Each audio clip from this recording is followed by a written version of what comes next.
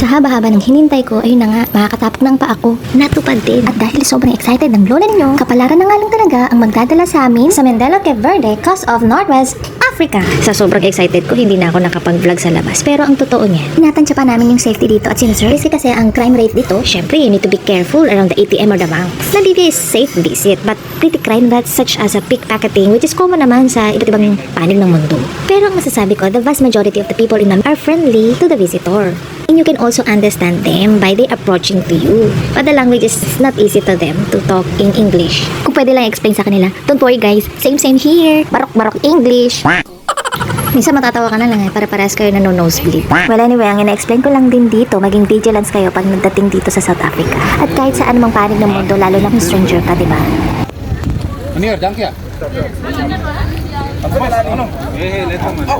Naririnig nyo ba? Yung asawa ko. Naririnig ko na magsalita ng South African. South Afrikaans. Nandito kami ngayon sa Walvis Bay, Namibia. The name Walvis of Whales in Afrikaans. Whales is living here because of the temperature of the Atlantic Ocean. Na kahit na limitado ang oras naming mga crew, mararanasan mo makapag-tour dito kahit alam mo yung manghang-mangha yung mata mo pero parang mukhang boring. Mukha lang naman at feeling mo pero ang daming pasyalan dito tulad ng Flamingo Lagoons. Daming bird, kulay pink. This is the one of the best attraction here in Lagoon, sheltered home that attract many birds including flamingo. 150,000 migrant birds here. Marami pang lugar na pwede mong puntahan dito, hindi lang itong Flamingo Lagoons. Meron ding Sandwich Harbor, pwede ka rin mag-sunset photography, at kung ano-ano pa. Nga lang, kailangan marami kang budget din dito. Kami ihamak lamang na crew, di kami guest. Malay mo, tumira rin ako dito, tapos babalikan ko itong mga flamingo birds. May awa ang Diyos. At dahil nga, proud ako at blessed ako, ang sarap i-share sa inyo na nakarating ako ng South Africa.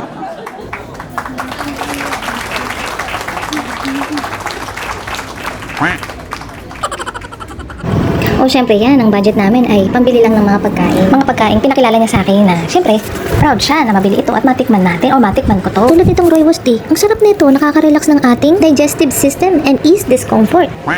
Sino bang nakaranas dito na makakain ng biltong? Ito na nga sa mga curious dyan na gustong ma-experience ito. Medyo may kamahalan to. Bakit? Kasi nga, ito ay mahabang proseso, parang longganisa sa atin sa Pinas. Pero sa kanila, yung meat niya is dry. And then like a jerky, smoky steak-like, and slightly acidic is from the vinegar and spices. Sa process na yun, para hindi masira agad yung biltong nila. At ready to go ka kapag meron ka ng piece nito. Biltong derived from Dutch word bil is a buttocks and the tongue is a strip or referring of the strips of the meat. So may iba't ibang klase ng animals na ginamit dito like springbok, ostrich, at kung ano-ano pang animals. Kaya ang cute nila sa mga picture, nakakapanghinaan kainin. Pero ingat lang po kapag masyado kang kumain nito, pwede kang magkaroon ng high cholesterol and blood pressure. Nga, dahil nga sa rooibos tea, uminom ka lang nun. Suggestion lang naman, di ako nagpo-promote. O yan na, sabay-sabay tayo maglaway sa sarap ng pizza nila dito. Napakakapal na mga filling, ang kapal mga layer. Yung tipong isang slice lang, busog na busog ka na. Alam mo, mag-story ako sa inyo habang kumakain kami. Merong beggar dyan Alam mo yung beggar nila dyan? Parang napaka-professional. Alam niyo, uupo lang siya, tapos sasabihin niya, professional way. Sasabihin niya na gutom siya. Sabi niya, do you have any food for me or money? Thank you. Alam mo yung approach nila, ikaw yung tipong mahihiya. Mararamdaman mo talaga yung being cultured in their family and their way. Balik tayo dito. Dito naman sa iniinom namin, si Stoney. Si Stoney, kilala nyo ba yan? Sa pagkakaalam ko, dito nyo lang mabibili yan all around South Africa. Si Stoney Ginger Beer. Non-alcoholic siya. So, they call it also Stoney Tangawizi. Hindi ako nagmumura. That's what they call it. Swahili speaking Afrikaans. And it tastes like a ginger beer. Like a soft drinks also. And no sugar. Alright, tuloy-tuloy lang po tayo. So, bali nakapag-post ako dito ng per date or per itinerary namin. Kami mga crew or sa department namin, may mga chance ka na makapag-tour sa port even just only few hours. Maybe like 4 hours is enough. Actually, 2 hours lang, marami ka na makikita. Makaranas ka lang ng fresh air and then makita mo yung iba't ibang culture nila, iba't ibang languages, and then makapag-wifi ka na rin. Siyempre, hindi natin palalagpasin na makabili tayo ng pagkain nila dito. Kung ano yung mga cultured food nila, tinatry namin. So, bumibili siya dito ng meat together with the carbohydrate and some veggies, at yun nga lang, hindi ko siya napicturan kasi dahil gutom nga kami palagi. So bali nasa Durban tayo ngayon. It was a popular tourist destination, diverse heritage with large Zulu tribes and also Indian and colored population. Best attraction here is beaches for family and iba culture, tourist attraction, family entertainment, at kung ano pa. Actually, the policy here, the security, it can be limited, so you always be caution. Sabi nga, be aware of your surroundings.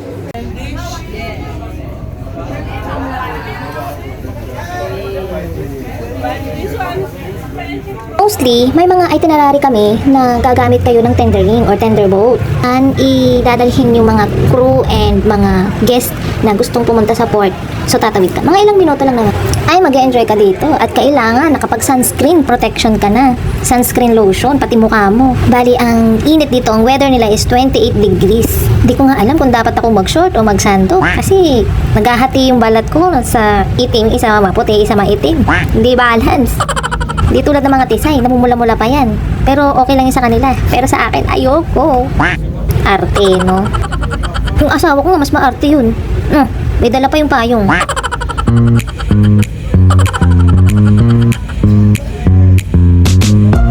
Zanzibar is an island in Indian Ocean 50 kilometers off the coast of East Africa.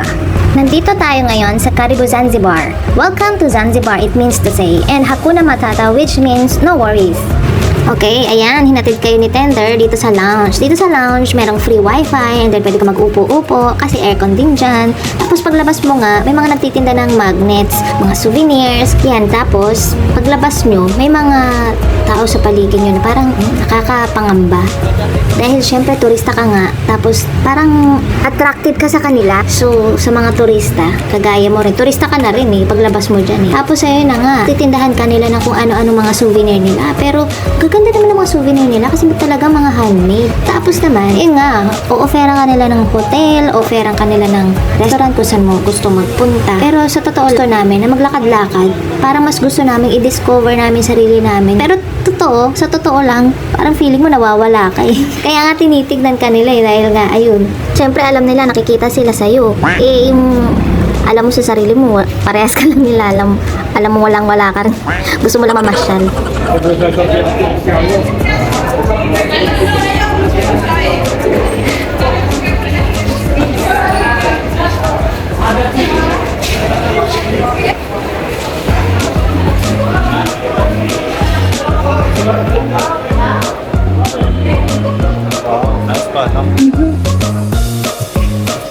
VIP lang.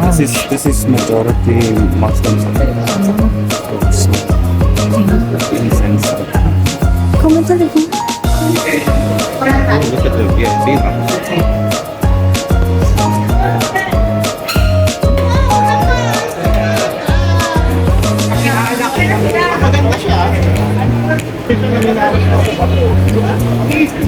Nakita niyo po kung gaano kainit dito. Ano?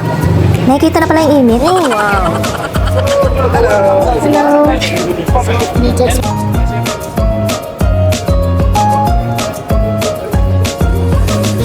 Happened here in the past. People from around the world, the ships they stop here and they are buying their slaves from here. Yeah, it was actually instead of fish and all these other things, it was people in the market. Yeah, and then they selling. Then they go to America, they go to Britain, and stuff like that. Yes, that's why there's lots of black people all over the world, you know. But this was just one of the ports that happened. So they have still the museum not far from here. I saw it on the internet. That guy wants to take us there, so you can see for yourself. This is nice, huh? Why everybody's going the other way, you know, now? And then you follow them. At sa aking pagkakaintindi, ano kasi? This is a place called Swahili Coast, meant for the slave and trade in 19th century pa.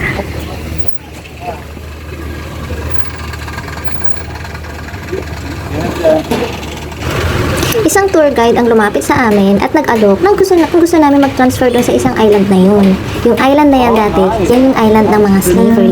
So bali kung gusto mo mag-transfer sa island na yan, kailangan prepare ka. Kasi may snorkeling dyan and then may mga spot na merong turquoise at saka beach siya. Isa siyang beach island na napakaganda ng view. So dahil hindi naman kami ready, gusto lang namin maglakad-lakad sa initan at maghanap din ng makakain. Gaya nga ng sabi ko, dapat hindi butas yung bulsa mo. Dapat may budget ka rin. Kasi pagdating mo dyan, magbabayad ka rin. At kung sino-sino pa yung mga babayaran mo dyan. Yun lang. Ha?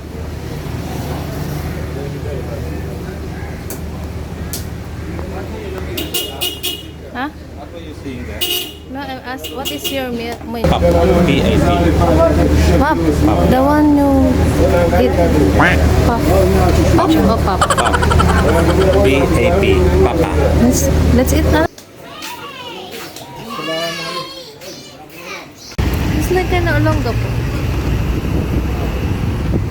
Ay, sobrang init dito. Alam mo, kahit mainit dito sa lugar na to, yung tipong hindi ka pinapawisan. Totoo nga, yung sinabi sa akin ni Luis ng asawa ko, na kapag nandyan ka sa lugar nila, tropical destination, 28 degrees, hindi mo mararamdaman na tumutulo ang pawis mo. Hindi. Mainit lang talaga, mainit yung balat mo. Yun. Kaya maghanda ka, kailangan light weighing, sarong lang, or light clothes lang ang suot mo. Magsuot ka ng hat, or ng sombrero, gumamit ka ng sun protection lotion, lalo na sa mukha mo. Minsan gumamit ka ng flip-flop, pero ako talagang, pag nagsusuot ako ng, lalo na sa pag mga mainit na ganito, ano pa rin ako, pants tsaka rubber shoes. Well, anyway, kailangan ko siguro maintindihan, maunawaan yung weather nila. Siguro kailangan ko rin itry yung mga suot na lightweight, like maninipis lang, ganyan. Atin yung ulit-ulit lang eh. Ay, hindi ko pa pala napapakilala sa inyo yung lugar na to. Ito pala ay Mombasa, Kenya. Halos lahat ata na madadaanan mo dito ay napaka-historical. Isa na rito makikita natin sa daan, napakalaking horn or sungay ng elepante. So, nung sinerch ko ito, they call it Elephant Tusk. And this is erected in the middle of the city in a very busy road. Mombasa, Kenya is a popular tourist destination for my searching, known for its beaches and historical places. Some says it's a great places for relax and have fun. Some saying in the search, this is ugly industrial town attraction. Well, depende naman talaga sa'yo kung saan ka mapuntang lugar, di ba? Katulad dito sa Pilipinas, syempre minsan sinasabi mo dito is very critical ang mga crime, di ba? Eh, tignan mo naman yung dito. Napakalawak. I mean, masasabi mo ng traffic dito, ang unti-unti nga ng mga sasakyan. Punta ka dito sa Pilipinas, ay nakwak. At saka yung mga tao dito napaka-friendly. So it mean to say, depende lang talaga sa'yo. Pero alam mo, ako, nag-enjoy ako talaga na nandito ako. Some says also, the main tourist attraction is like a Fort of Jesus, which is built by Portuguese in the 16th century. Siyempre, hindi ko naman napuntahan yun, narinig ko lang. Tapos may Haller Park pa. Ayan, medyo napdaanan ko yung Mombasa Memorial National Park. And then ang Mombasa Old Town. So, syempre, dahil nga hanggang sa libot-libot lang kami, hindi naman na kami pupunta dyan sa mga yan. Kasi kailangan mo nga ng budget kapag gusto mong pumunta dyan. Lalo na kung dapat maglaan ka ng time mo dito. Para kang turista talaga. Yung nagbakasyon ka talaga. Yung may budget ka talaga. Yung pinaghandaan mo talaga. Kaya may event ka. Okay, kakasal ako uli. Ganyan. Para sa akin, this is the recommendable places for vacation. This Mombasa is a worth visiting place. Yes. Kung sa atin tricycle, here they call it, I know it, I heard only tuk-tuk. Here you could hire service of a cab, yellow cab actually, to help you around to visit or to go to your destination, to go to the places that you like to go, whatever. At mapapansin mo dito, Mombasa is an interesting town with a big Muslim population. Traditional clothing in Kenya consists of variety of vibrant and bright color that truly make them stunning or stand out. Mombasa, known as Kenya's street food capital, it's blend of African, Arab, and Indian influences. Like they have biryani, samosa, chapatis, maize meal, and don't forget the fresh seafood. This country of Africa, syempre gusto kong makita talaga yung mga traditional food nila or yung mga, kung paano ko napapanood sa mga vlog, kung paano ko nakikita talaga yung mga pagkain nila doon. Pero alam mo siguro, ilalaan mo talaga yung oras mo dito tapos sisiyasatin mo or isi-search mo kung paano malaman pumunta sa lugar na to. Alam mo, nasa city lang ako actually. Kumbaga, parang nandito yung busiest place. Pero kung pupunta ka siguro sa lugar na mga like province nila, siguro doon natin ma-appreciate yung mga places kung saan may mga traditional way pa sila how to make their own traditional food, like that.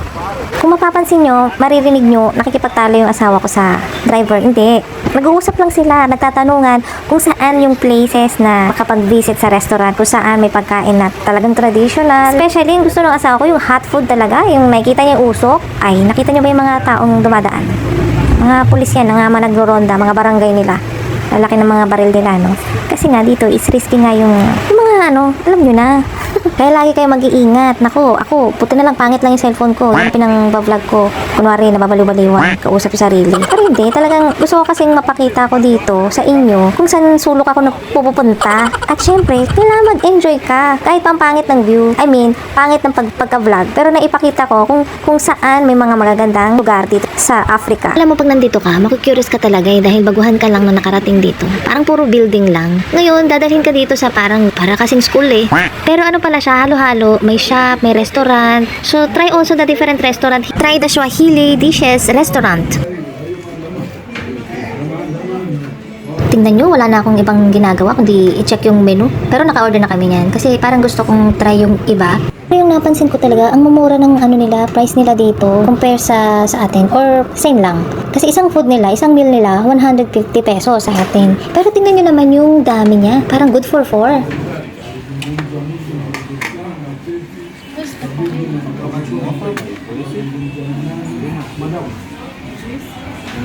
So you don't have Tommy, right? Something with the ginger flavor.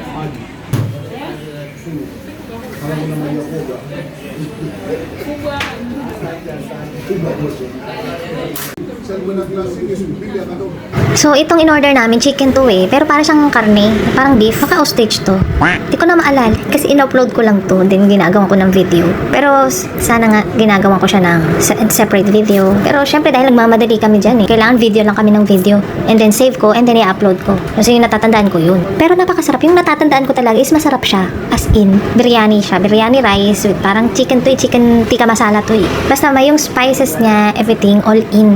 Napaka-yummy. Basta, enjoy na lang natin to.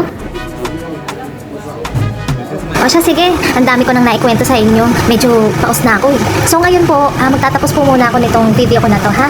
Dahil kailangan natin mag-break muna. And then, sana naaliw kayo, sana natuwa kayo sa story. Okay, maraming salamat sa mga nanood, sa mga gustong sumuporta. Ibig sabihin, magsasubscribe kayo. Salamat po sa inyo dahil pinakinggan niyo po yung a lots of story ko. Hindi pa po dyan nagtatapos to, ha? Part 1 pa lang to ng pag-travel namin sa South Africa or mga experience ko. Kasi i-upload ko po ang Cape Town, kung saan po talaga nakatira yung asawa ko. So, imimit natin dyan si ate niya, yung sister niya, and then po, upload ko rin yung time na birthday niya. So, salamat po. Yun lang. Salamat. Thank you.